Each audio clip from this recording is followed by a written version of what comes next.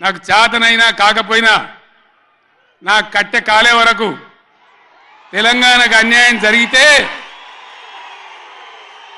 చివరి శ్వాస దాకా కూడా పులిలాగా లేచి కొట్లాడతా తప్ప పిల్లిలాగా ఉండను. ఎట్టి పరిస్థితులలో 600 ఏ విషయంలో కూడా తెలంగాణకు అన్యాయం జరగనివ్వను. కొట్లాడదాం. చెలో నల్గొండ ఇయ్యంగానే పిక్క పిక్క సచ్చుడు ఇజ్జత్ మానం పోతుంది రాబాయి. కేసీఆర్ బొబ్బ పెడితే ఏం చేస్తామంటే ఏం చేస్తామని చేతులు విసుకొని కాళ్ళు విసుకొని అర్జెంటుగా బడ్జెట్ పక్కకు పెట్టి శాసనసభలో తీర్మానం పెట్టింది. ఆ తీర్మానం కూడా చక్కగా లేదు. వాళ్ళ తెలివి సల్లారా. సాగునీళ్ళు తాగునీళ్ళు అని పెట్టినరు. కరెంటు ఉత్పత్తి పెట్టలేదు మళ్ళీ దానిలో ఆ తీర్మానంలో కూడా. అంత తెలివి తక్కువ తీర్మానం.